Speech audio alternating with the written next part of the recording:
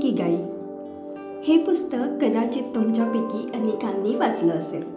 काहींनी त्यातील 4 प्रश्न वाचले असतील, काहींनी सोशल मीडियावर इकिगाईचे सुंदर डायग्रॅम्स आणि कोट्स पाहिले असतील. पण आज मी तुम्हाला एक प्रश्न विचारणार आहे. हे सगळं वाचल्यानंतर तुमच्या आयुष्यात खरंच काय बदललं? तुम्हाला स्वतःबद्दल काही नवीन समजलं का? तुम्हाला तुमच्या आयुष्याची दिशा स्पष्ट झाली का? तुम्ही जे काम करत आहात ते खरंच तुमच्यासाठी आहे का? की फक्त परिस्थितीमुळे तुम्ही ते करत आहात? आणि सगळ्यात महत्त्वाचं, तुम्हाला सकाळी उठण्यामागचं तुमचं व्हाय माहीत आहे का? कारण माझ्यासाठी इकिगाई हे फक्त एक पुस्तक राहिलेलं नाही. माझ्या आयुष्यात एक काळ असा होता जिथे मी माझं करिअरकडे आणि माझ्या पर्पजकडे पाहत होते. पण मनात अनेक प्रश्न होते. मी नेमकं काय करायला हवं? माझ्यासाठी योग्य दिशा कोणती? माझ्या आयुष्यात मला खरंच काय करायचं आहे? कधी कधी ना आपण काम करत राहतो, मेहनत करत राहतो, जबाबदाऱ्या पार पाडत असतो, पण आतून एक प्रश्न सतत राहतो, हेच का? माझ्याही मनात अनेक प्रश्न होते. पण जेव्हा मी इकिगाई समजून घ्यायला सुरुवात केली तेव्हा मला जाणवलं की आपल्याला नेहमी बाहेर उत्तरं शोधण्याची गरज नसते. कधी कधी उत्तरं आपल्या आतच असतात. आपल्याला फक्त स्वतःला काही योग्य प्रश्न विचारायची गरज असते. जसं की मला काय आवडतं? मी कशात चांगली आहे?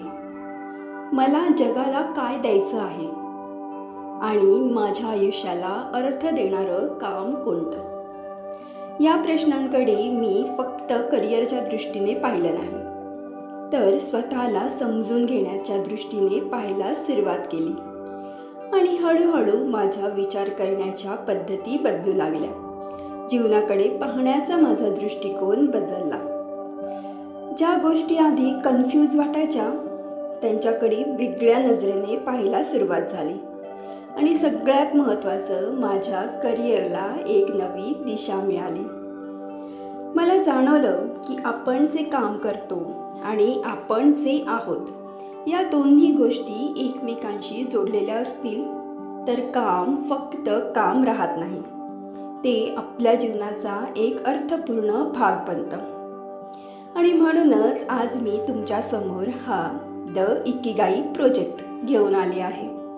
कारण मला इकिगाई फक्त तुम्हाला समजून सांगायचं नाही, तर मला तो तुमच्या आयुष्याशी जोडून अनुभवायला द्यायचा आहे. या संपूर्ण सिरीजमध्ये आपण इकिगाईकडे एका नव्या पद्धतीने पाहणार आहोत. फक्त पुस्तक म्हणून नाही, तर काउन्सिलिंगच्या दृष्टीने, सायकोलॉजीच्या दृष्टीने, इमोशनल हिलिंगच्या दृष्टीने आणि काही ठिकाणी लॉ ऑफ अट्रॅक्शनच्या दृष्टीने.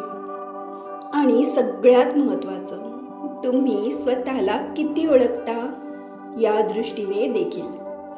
कारण मला एक गोष्ट जाणवली, आपण आयुष्य बदलण्याचा खूप प्रयत्न करतो, पण स्वतःला समजून घेण्याचा प्रयत्न फार कमी करतो. आणि म्हणूनच या सिरीजमध्ये मी तुम्हाला फक्त माहिती देणार नाही, मी तुम्हाला काही प्रश्न विचारणार आहे, काही छोट्या एक्सरसाइज देणार आहे, काही वेळा तुम्हाला थांबवून स्वतःकडे पाहायला सांगणार आहे.